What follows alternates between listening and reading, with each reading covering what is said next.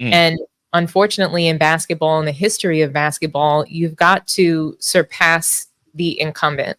So LeBron's job was to worry about facing off against Kobe Bryant.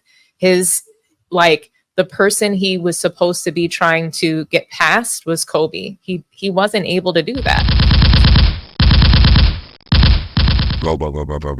Bro. Listen, this young lady's take was so flammable. Couldn't sleep, yeah. I had to do this video ASAP because the people, you guys need to hear it. Funny enough, we could shut the video down right now because her teaser just obliterated every female analyst on this topic. From the Candace Parkers, the Chanae's, Malika, Rachel Nichols, Monica McKnight, Joy Taylor, every single one of them. Now, while some of those mentioned may claim Jordan as their goal in their takes, you know what they do? They toe the line as if the race is so close. They don't get to the nitty-gritty. It's as if they purposely neglect context and nuance. They brilliantly have moved the goalposts because the bar Jordan and Kobe left might have been a tad bit too high. It makes sense. See, one example of this gross negligence is comparing the defensive accolades of Jordan and Kobe. Last I checked, 2 is greater than 1. Wouldn't that make a two-way player more effective than a one-way player? Just some food for thought and a question to my intelligent audience. Hey, salute the Man Down Sports on YouTube and their panel guest Dominique. She is a breath of fresh air, fam. But before we get into her entire take, we're gonna listen to a couple of takes just as a reminder of how the media can spin topics and bury the truth. My intelligent viewers, I'd like to ask you something. How can anyone in this sport not reach the same conclusions as her? Especially those who have played the game at the highest level. Being Jordan doesn't do social media, Kobe was alive, what would his stance on this whole topic be? My guess is an agenda at play, but take a listen. You know what I'm saying? But if you want to, as the most dog one and gonna take the more serious and he gonna win you championships and do things, it's Michael Jordan. You took who? No, you're not. No, but I'm asking. I took Jordan. You took Jordan? I'm never going against Jordan, dog. I've never seen, I thought Michael Jordan was Jesus Christ, like playing to be Michael Jordan. I swear to God, dog. Listen, man, Mike Jordan had a bunch LeBron is Karl Malone size, dribbling the basketball. Are you not understanding that? LeBron is like Karl Malone with handles and passing ability. But Candace. I mean, I'm just sorry. I'm not saying that. I grew up in Chicago during the era when they were winning 6.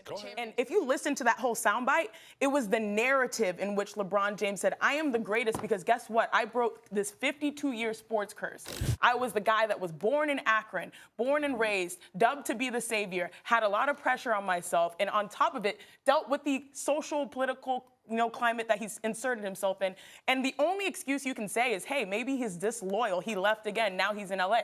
Now, if he wins in LA, think about 3 championships in 3 different cities. That's next level, and that to me is the #1 argument for GOAT. You look at someone like a possibly Kobe Bryant, when I've seen him personally get in people's face and just cuss them out to their damn near in tears, and they're grown men. You know, Michael Jordan probably would have been fighting his teammates if he had to see some of the stuff that these guys do. So I feel like what makes LeBron great, he's always been knocked, oh, he's not a killer. He'll make the right pass, and I've always loved that. But I also think sometimes that hurts him because, not saying I've never had him as a leader, and I'm sure he has his ways of particularly leading this team.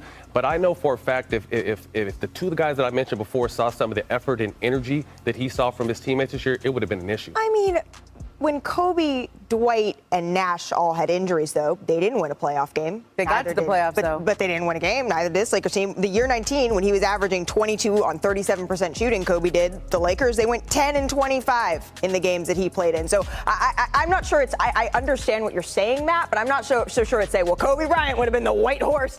So now you heard some of the professionals in the media, former players and journalists alike, people who feed us information every day and are supposed to have the highest credibility.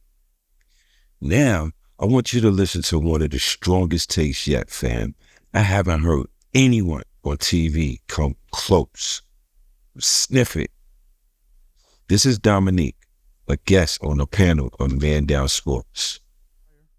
Well, I would say that Gilbert Arenas he's a part of the campaign. He's a part of the campaign to make sure that, young guys today don't have to be compared to the standard. So Michael Jordan accomplished all these things. Kareem Abdul-Jabbar accomplished all these things.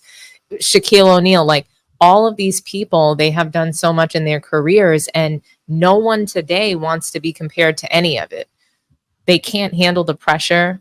They can't handle the level at which they have to reach to say that, okay, well, I'm a top whatever number you want to be. If you want to be top 20, you got to get past this person. They don't want that.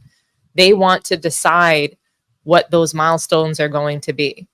And unfortunately, in basketball, in the history of basketball, you've got to surpass the incumbent. So LeBron's job was to worry about facing off against Kobe Bryant. The person he was supposed to be trying to get past was Kobe. He wasn't able to do that. So there was a marketing campaign and a gimmick surrounding the GOAT. And we're just going to skip over this person and create an entire campaign and debate between myself and Michael Jordan wearing the jersey number 23. That's also marketing, right? We know that this number is going to sell. So that's going to sell. This is going to shape my entire career because I'm going to be compared to Michael Jordan throughout my entire career. I'm going to start this from now.